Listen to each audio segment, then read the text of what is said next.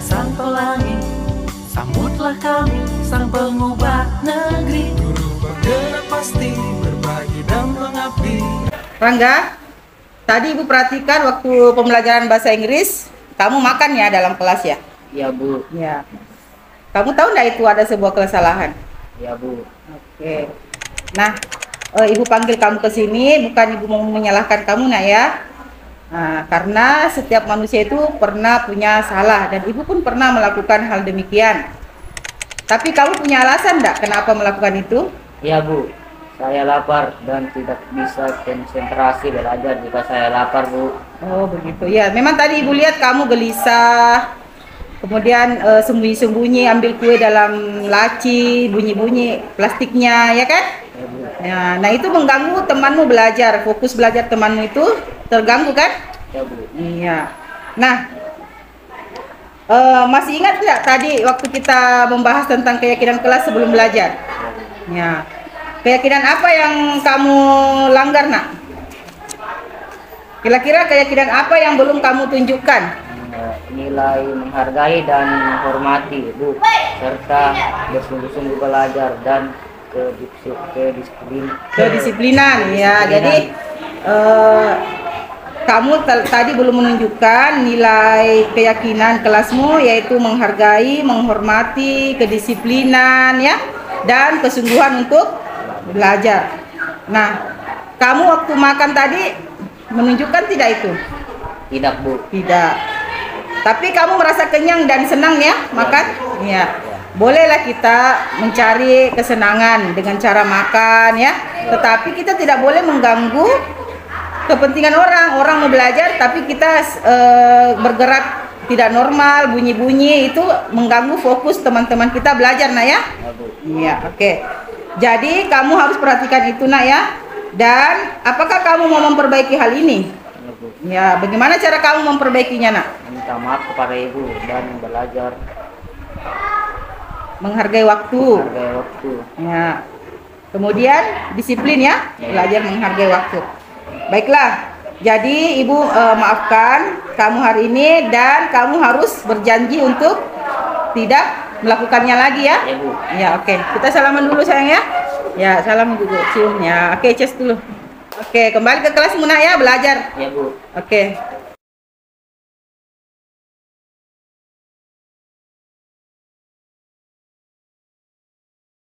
Assalamualaikum. Ya, selamat siang, nak. Adelia sudah sarapan? Sudah makan siang? Sudah di kantin tadi ya. Beli apa tadi? Nah, tahu nggak kenapa Adelia saya panggil ke sini? Tidak. Tadi waktu pembelajaran bahasa Inggris, Ibu lihat Adelia duduknya seperti itu, sering-sering seperti itu. Apa Adelia sengaja atau tidak? Tidak sengaja. Tidak sengaja. Oke. Nah, Ibu panggil kamu ke sini bukan mau menyalahkan kamu, nak ya, karena semua manusia itu pasti punya kesalahan. Ya. Tadi itu duduknya kamu seperti itu mengganggu konsentrasi temanmu, ya, karena temanmu memperhatikan kamu, melihat kamu seperti itu. Nah, kamu pasti punya alasan kenapa duduknya begitu, nak? Saya merasa asik dan Merasa asik dan santai. Oh iya, merasa asik dan santai. Oh, begitu. Terus apakah duduk seperti itu baik atau tidak? Tidak. Ingat tadi keyakinan kelas waktu kita belajar di kelas ya. Nah, sebelum belajar Ibu tadi membahas keyakinan kelas. Yang kita sepakati, keyakinan kelas apa yang kamu tidak tunjukkan? sopan dalam Ya, sopan dalam bertindak. Nah, kamu yakin bahwa itu adalah nilai kesopanan? Nah, sopan itu baik atau tidak? Baik. Dibutuhkan atau tidak itu? Dibutuhkan. Nah, kalau begitu apa yang Adelia harus lakukan supaya duduknya tidak begitu lagi? Karena itu perbuatan yang tidak sopan. menghormati dan menghargai guru dengan membiasakan duduk rapi dan baik. Oke, jadi kita harus ya mengingat ada nilai menghormati, nilai menghargai dengan cara membiasakan duduk rapi dan baik, teratur. Nah, Sudah tahu apa yang kamu lakukan? Mau diperbaiki? Bisa diperbaiki nak ya? Bisa. Apa yang kamu lakukan untuk memperbaiki itu nak? Kapan mulai akan memperbaiki itu? Mulai hari ini ya? Oke. Baik, hari ini kamu harus mulai belajar menghargai ya. Mulai belajar menghormati dan bertindak sopan. Dengan membiasakan duduk yang baik dan rapi dalam kelas ya Anda ya? Iya, oke. Terima kasih ya Adelia sudah datang memenuhi panggilan ibu. Semoga kamu menjadi anak yang soleha, kebanggaan orang tua. Oke, salaman dulu, minta maaf sama ibu ya. Mau minta maaf? Iya, salaman. Oke, kita tos dulu saya. Oke, silakan kembali ke kelas Naya untuk mengikuti pelajaran. Saya Rangga Dedi. Setelah saya diberikan institusi oleh Ibu Isma, saya merasa lega. Saya juga merasa senang karena telah bertanggung jawab dan meminta maaf. Saya merasa senang karena diberikan kesempatan untuk mengungkapkan alasan mengapa saya melakukan kesalahan tadi. Saya tidak merasa tertekan dan mencari solusi bersama serta memberikan saya motivasi untuk lebih baik ke depannya. Sekian dan terima kasih. Sebuah kebaikan itulah namanya taubat. Sejalan dengan ini restitusi. Siapa yang mengajak kita untuk berbuat baik, kita kembali kepada Al-Quran dan kita kembali kepada hadis. Begitu juga dengan siswa kita. Siapa yang menuntun dia untuk berbuat lebih baik dan menyesali perbuatannya, meyakini apa yang dia tidak tunjukkan, keyakinan kelas apa yang dia tidak tunjukkan, adalah kita sebagai seorang guru di dalam kelas. Kita yang menuntun murid kita untuk mereka meyakini keyakinan kelasnya untuk kembali dan berbuat. Itulah yang namanya nanti masuk ke dalam langkah-langkah restitusi. Ya. Jadi sejalan, ciptakan suasana positif. Jadi sebelum kita merestitusi anak, melakukan proses restitusi, Bapak Ibu, kita jadikan dulu itu lingkungannya positif. Janganlah belum masuk kantor di ruang guru baru dipanggil saja. Kau mengaku sebentar nak, harus memang kok sebentar menghadap kok. Baru bilang begitu saja sudah. Buyar ini apa? Tak lama itu bikin lagi kesalahan kamu, pergi lagi bolos. Karena dia hindari kita. Ya, itu jadi sudah satu kesalahan. Ditambah lagi kesalahan berikutnya, ditambah lagi kesalahan berikutnya. Mungkin berbohong lagi sama orang tuanya lagi di rumah. Kenapa kok pulang cepat? Padahal dia takut menghadap. Dia bilang pulang ibu-guru rapat nih ya. Tambah lagi punya kesalahannya kan? Seperti itu. Jadi ciptakan dulu suasana positif. Biarkan dulu mereka berbuat salah. Tegur saja dengan baik, kemudian panggillah mereka dengan baik. Karena seperti itu juga yang diajarkan oleh Rasulullah SAW. Ya, tidak pernah dia itu menghukum manusia, tetapi sebelum dia memberikan nasihat sebelumnya. Kemudian ajak murid untuk berpikir dan menganalisis kesalahannya. Kemudian beri ruang pada murid untuk memikirkan solusi terbaik. Jadi ketika murid itu dipanggil, kita tuntun mereka untuk memikirkan bagaimana saya besok, apa yang harus saya lakukan besok. Nah, ini dia langkah-langkah restitusi. Yang pertama adalah menstabilkan identitas. Itulah tadi kita harus ciptakan dulu suasana positif. Yang kita katakan kepada mereka, nah, kenapa saya panggil kita sini? Nah, kamu pasti sudah berbuat salah. Ya, setiap orang itu pernah berbuat salah. Jadi jangan menyudutkan dia bahwa dialah satu-satunya orang yang bersalah. Tentu kita semua pernah punya salah, termasuk kita sendiri sebagai guru. Nah, kamu juga bukan satu-satunya orang yang melakukan ini. Saya juga pernah melakukan itu. Jadi siswa itu tidak merasa takut lagi untuk bercerita nanti lebih dalam lagi, untuk berpikir. Karena kalau orang lagi tegang, pasti dia tidak akan bisa berpikir. Ya, dipaksa sekalipun kalau tegang di situ tidak akan pernah jalan otaknya itu. Ya, itu sudah naluri. Kapan kita tegang seperti ini mau berdiri di depan umum, kalau tegang ya pasti kita tidak tahu apa mau dibilang. Ya, apalagi kalau kita takut. Ya, kemudian langkah kedua yaitu validasi kebutuhannya. Nah, kita tanya, tadi kamu melakukan kesalahan ini. Nah, pasti ada alasannya kau lakukan itu. Cerita nak, apa jadi alasanmu apa? Nah, kalau anak kita sudah ungkapkan itu, maka koneksikan dengan apa kebutuhannya. Oh, ternyata yang anak ini kurang dari saya. Ya, contoh kasus, saya mengajar. Ada anak saya tidur di sana. Ya, saya videokan saja semua. Saya biarkan dulu tidur di dalam kelas. Saya tidak langsung ambil kapur atau langsung lempar. Tidak, saya biarkan, saya dulu tidur. Ya, ketika dia sadar baru saya panggil. Ada videonya di sini, matanya masih merah waktu saya panggil, saya restitusi. Ya, baru saya tanya, kenapa tadi tidur tadi? Kalau dia mau nyangkal ada video bisa, tapi dia jujur karena dia tidak tahu sama saya. Dia bilang, ya Bu, itu kata dia. Baru dia bikin alasannya, kenapa tadi tidur? Coba apa alasanmu? Oh, tadi malam Bu, hujan. Saya jaga air karena musim banjir di kampungnya. Ya, karena di Salu Tete, Pak. Jadi saya tidurnya juga di masjid tuh. Loh, kenapa kok di masjid tidur? Ya, basah spring bed tuh, belum kering. Nah, itu kan. Jadi jangan langsung, hei, kasih bawah itu teman, kasih bawah. Nanti ketemu di ruang bebek. Nah, begitu itu bisa saja dia sudah lakukan kesalahan berikutnya. Jadi kita pahami itu anak.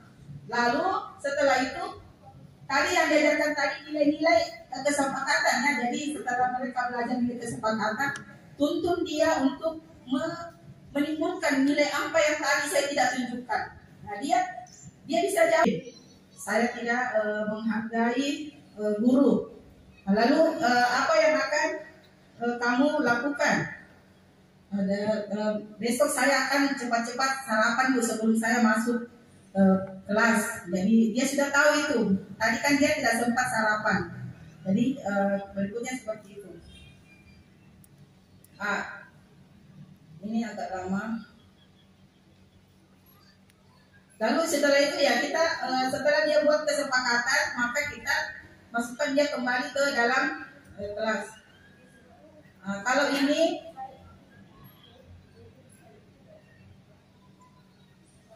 ini duduknya yang tidak sopan di dalam kelas ya, angkat dua kakinya ini disuruh salaman kepada kita ya. Jadi dia tidak cedera perasaannya Bu ya. Jadi ketika kita memberikan restitusi, fokus betul pada solusinya, bukan masalahnya. Jadi kita tidak menyimpan. Ketika dia makan kembali, kita bilang, makan kok lagi. Berarti kalau kita bilang makan kok lagi, berarti kita fokus pada masalahnya, bukan solusinya. Jadi kalau dia lakukan lagi, kita panggil lagi, kita berikan lagi solusi. Seperti itu. Yang namanya juga manusia, pasti kita kan manusia sama-sama. Makanya di awal itu, kau lakukan kesalahan, saya juga pernah punya salah. Yang kita umur ini pasti banyak kesalahan yang kita lakukan, ya kan? Nah, oleh karena itu jangan menghakimi siswa yang baru umur belasan tahun. Nah, kita ini sudah puluhan tahun banyak kesalahan, tapi tidak ada orang yang berani menghakimi kita. Tapi kita yang berani menghakimi murid. Nah, jangan mencederai perasaan murid sehingga ada pengalaman Bu. Saya ada anak murid saya tamat tidak selesai tamat sekolah. Kenapa? Karena perasaannya itu cedera sehingga dia jangankan mau lihat sekolah, apalagi mau melihat gurunya yang cedera itu. Nanti dia terus terang pada saat sudah tamat, temannya sudah tamat, saya ketemu dia, saya kan mengajar sudah 18 tahun. Saya ketemu dia angkatan ketiga dari sekolah saya bilang, kau dulu tidak tamat kok kayak jadi. Bilang, tidak Bu, kenapa kok ya? Situ baru saya tanya, kenapa? Apa yang mendasari itu? Karena kita waktu itu belum ada namanya restitusi, belum ada. Nah, dia baru terus terang, saya sakit hati Bu, saya tidak bisa lihat itu mukanya ibu guru di sekolah. Wah, kenapa? Nah, saya disiram air comberan, air bekas makpel, hanya karena saya tidak hafal kali-kali. Yang kelas 3 SMP disiram air papel, itu karena kita sebagai seorang guru tidak memiliki kontrol, ya. Hanya karena begitu kita siram, akhirnya besok sampai detik ini dia tidak tamat SMP, mau lanjut cari kerja di Morowali tidak bisa karena tidak ada ijazah SMP-nya. Nah, itulah sehingga kita sebenarnya ini kalau melakukan hal itu jangan dikira Bu itu adalah sebuah dosa, ya. Kenapa kita membiarkan anaknya orang ya rugi kalau dia tidak bisa belajar. Nah, dia bisa jawab, oh saya tadi tidak disiplin, tidak menghargai ibu karena saya tadi tidur di dalam kelas. Seperti itu. Lalu kira-kira besok masih mau tidur nak ya? Tidak Bu. Kita ajar dia untuk memikirkan apa kira-kira solusinya supaya saya tidak mengantuk lagi. Ya, seperti itu saja Bu, restitusi. Setelah itu mereka meyakini nilai apa yang akan dilakukan, apa solusinya dan apa langkah berikutnya. Itulah namanya menanyakan keyakinan. Itu namanya restitusi. Lalu kita kembalikan dia kembali ke dalam kelas untuk belajar. Itu bedanya dengan hukuman. Jadi restitusi itu adalah anak-anak belajar dari kesalahannya. Jadi kesempatan terbaik untuk anak menyadari akan kesalahannya. Saya kira demikian yang bisa saya sampaikan. Di sini saya akan tampilkan dari sisa waktu yang ada. Kalau ada video saya tadi. Oh,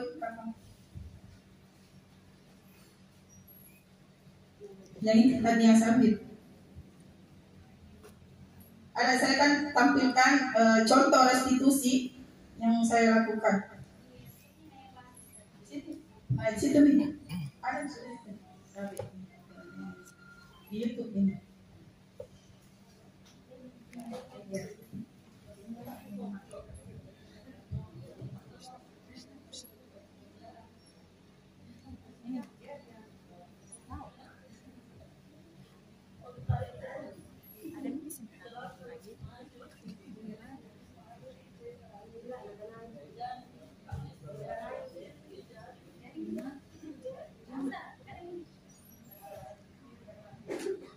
Nah ini kasus pertama.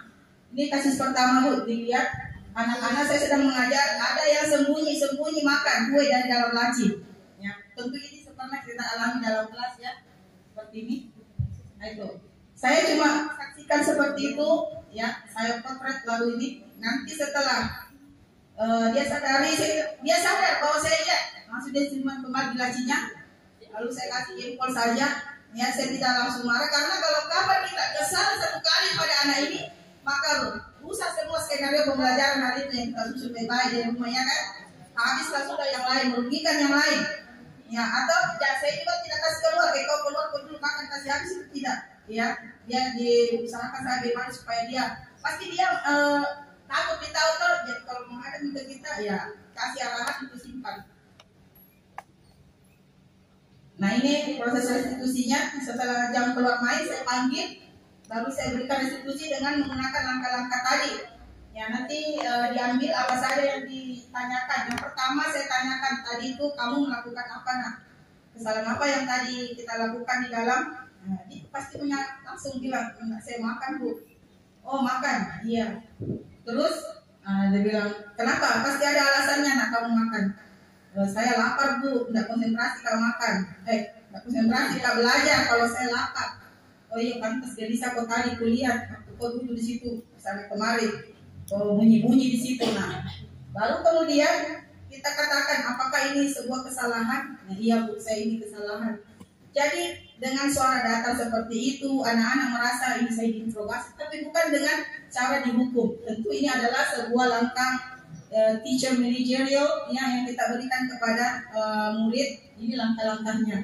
Lalu setelah itu keyakinan kelas apa? Karena kita sudah ajarkan keyakinan kelas. Kira-kira apa nah keyakinan kelas yang tidak kau tunjukkan dengan gaya sikap makanmu tadi dalam kelas itu? Nah, menurut saya tidak disiplin. Saya tidak